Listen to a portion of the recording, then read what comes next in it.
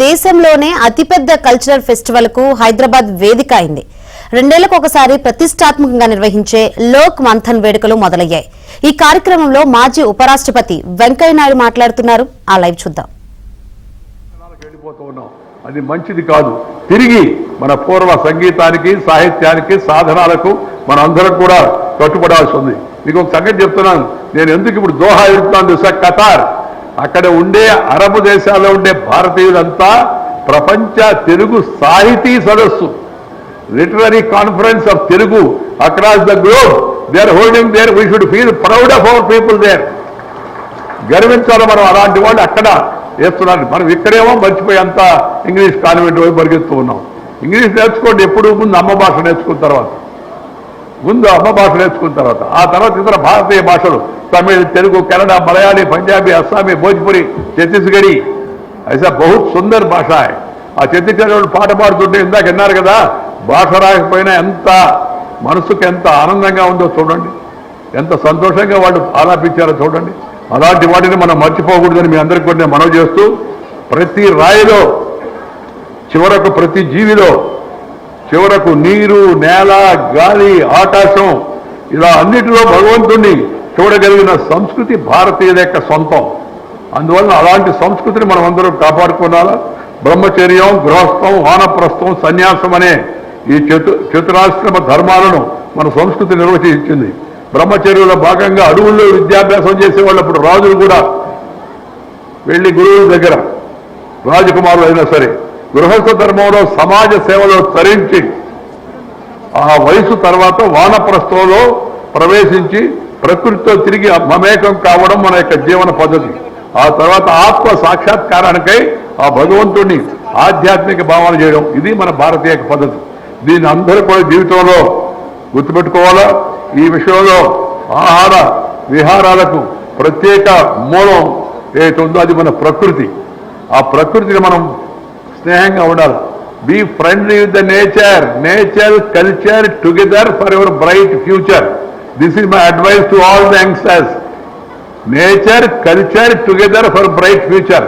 Keep this in mind, you will shine in life. అందరూ మన పిల్లలకు కూడా పాత అలవాట్లు నేర్పించాలి. ఉదయాన్నే లేయాలి, సూర్యోదయంతో లేయాలి, సూర్యాస్తమానికి పని పూర్తి చేసుకోవాలా. ఇది అందరికీ అలవాటు చేయాలి. బాగా నిదానంగా ఆలస్యంగా చేస్తున్నారు. ఏమంటే రాత్రి అంతా పని చేశాడని. ఏం పని చేశాడే అని అడిగాను నేను. బాగా బిజీగా ఉన్నాడు సార్ అన్నాడు. వాళ్ళ అబ్బాయిని పిలిచి ఒకసారి, నిన్న ఏం పని చేసావు కాగితం మీద రాయన్నా, ఒక కాగితం మీద రాయమన్నా. సరే రాసుకొచ్చాడు. అన్న పూర్తి కాగితం అంతా చదివా. ఉదయాన బిజీగా ఉన్నా, మధ్యాహ్నం బిజీగా ఉన్నా, సాయంత్రం బిజీగా ఉన్నా, రాత్రి బిజీగా ఉన్నాను. ఏం బిజీ అంటే ఏం బిజీ, బిజీగా ఉన్నాను, బిజీ. పనికి మాలిన పనులు చేస్తున్నాం చాలామంది. దయచేసి దీన్ని సమయాన్ని సదుపయోగం చేయాలా. మనకు ఇది ఒక అదృష్టం, ఈ జీవితం. ఆ జీవితాన్ని బాగుపరుచుకొని, మెరుగుపరుచుకొని, 10 మందికి ఉపయోగపడే విధంగా, 10 మందిని ఆనందింపజేయ విధంగా మనం కానీ ఆ విధంగా ఆలోచనలు చేసి కష్టపడి ఇష్టపడితే నష్టపడేది ఏమి లేదు. దాన్ని గుర్తుపెట్టుకొని అందరూ కూడా, ప్రతి ఒక్క పిల్లలకి అందరికీ కష్టపడ్డా అలవాటు చేయించండి. చిన్నప్పటి నుంచి ఉదయాన్నే లేచేది అలవాటు చేయండి. ఆ తర్వాత కాస్త వ్యాయామం, నడక, పరుగు, జాగింగ్, వాకింగ్, రన్నింగ్, లేకపోతే some yoga, some exercise. Yoga నాకేమొస్తుంది సార్ అడిగాడు ఒకడు. నువ్వు యోగ్యుడు అవుతావా అని చెప్పారు. యోగా వల్ల ఏమొస్తుంది నాకంటే, యోగా मुझे क्या मिलेगा योगा करने से? ऐसा एक व्यक्ति ने मेरे से पूछा.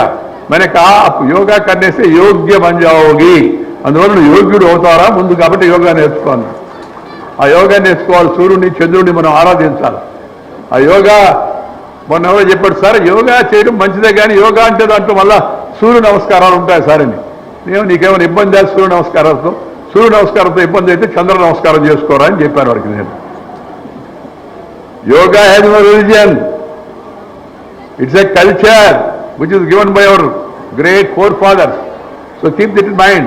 అని కొంతమంది సారి మోడీ గారు యోగాను ఐక్యరాజ్య సమితిలో ప్రవేశపెడితే 172 దేశాలు దాన్ని అంగీకరిస్తే ప్రపంచం అంతా ఎవరు ఫాలో అవుతుంది. Yoga initiative by Modi, but yoga is not for Modi, it is for your body. You have to understand this and then practice yoga. You will become physically fit and mentally alert. This is my advice to all the youngsters. If you are physically fit, you will become mentally alert. So అందుకని ఆ ప్రయత్నం అందరూ కూడా చేయాలని చెప్పి కోరుతూ, మనందరూ కూడా ఇతరులతో కలిసి ఉండి అలవాటు చేసుకోవాలి. ఇవాళ కుటుంబాలు విచ్ఛిన్నం అయిపోతున్నాయి, పెళ్లిళ్ళు విచ్ఛిన్నం అయిపోతున్నాయి. ఎవడు ఏందో మనకు అర్థం కావడంగా. అమెరికాలో చెప్తుంటాడు, ఈయన ఎవరై అంటే సరే ఆయన 2వ భార్య, 3వ కుమారుడు, ఈయన 5వ కుమారుడు, 4వ భార్యకి అని చెప్తుంటారు. మన దేశంలో ఆ పరిస్థితి రాకూడదు. కుటుంబ వ్యవస్థను పటిష్టంగా ఉంచుకోవాలా, పెద్దల్ని గౌరవించాలా, అమ్మమ్మలు తాతయ్యలు వాళ్ళని గౌరవించాలా, అలాగే మన అమ్మ నాన్నతో సమయం గడపాలా, అలాగే మన చెల్లెలు సోదరీమణులతో ఆడపడుచులతో మంచిగా స్నేహంగా ఉండాలి మనం అందరం కూడా. ఇది మన భారతీయ కుటుంబ వ్యవస్థ యొక్క ప్రత్యేకత. అందుకని ఈ కుటుంబ వ్యవస్థను మనందరం రక్షించుకుందాం. మన జీవితంలో కుటుంబ వ్యవస్థ దాటి ఎప్పుడూ బయటకు వెళ్ళాం అనే విషయాన్ని మనందరిగా నిర్ణయం తీసుకోగలిగితే మన కుటుంబ వ్యవస్థ పటిష్టంగా ఉంటుంది, ప్రపంచానికి ఆదర్శంగా ఉంది, అది ఆదర్శంగా ఉండిపోతుంది. ఈ విషయాలు మాత్రమే గుర్తుపెట్టుకోవాల్సిందిగా మీ అందరికీ మనం చేస్తూ, ఈ అనవసరమైన ఆలోచనలు చేసి లేనిపోని టెన్షన్ తెచ్చుకోవద్దు. If you have tension you cannot pay attention and have retention of your ideas. You will be doing only pretension.